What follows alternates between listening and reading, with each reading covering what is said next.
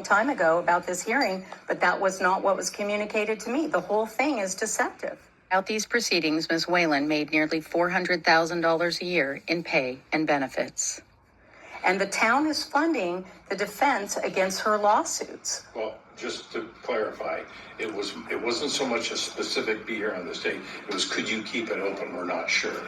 And I kept it open. Okay, well, you kept it open, but Friday I was notified it would be a different person, and that wasn't changed yesterday when I had communications with the code enforcement officer. So what I'm saying to you is, since you're not an attorney, there is something in the law called Business and Professions Code 6068 that says attorneys have an obligation to be truthful, to not make omissions to tribunals, whether it's a judge, a hearing officer, or anything else. And these two attorneys allowed this proceeding to happen without inserting any of the conduct of the previous hearing officer. We hear what you're saying. I don't agree with you, but I hear what you're saying. This is what's called a hearing de novo, which means it's new.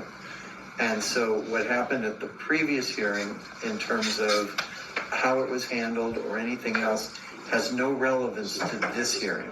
So we disagree with you on your assessment of that, because this is a hearing de novo with a new hearing officer. It's the same actors. Ms. Whalen is the town attorney. I understand. And so you two are attorneys that have knowledge of this. You omitted it from this hearing. There is an appearance that she is not getting fair proceedings. And I know her politics are not popular. There are definitely some competence issues. We could see that. I cover court proceedings all day long. And you, sir, I will remind you, I came into the last proceeding late, and you made a big deal about me recording when you had already started recording the proceedings. The First Amendment does not allow the government to one-way record us. And you as a licensed attorney better start understanding the First Amendment a little bit more. I hear what you're saying. Thank you very much. I'm going to be bringing my complaints about both of you on what I believe to be a Business and Professions Code 6068 violation. And by the way, that's a crime.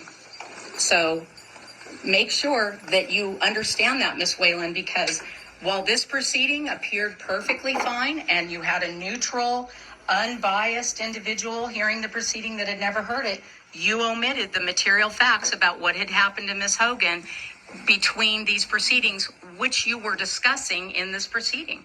And he had a right to hear that and have that put into evidence, especially when Ms. Hogan was making allegations of bias.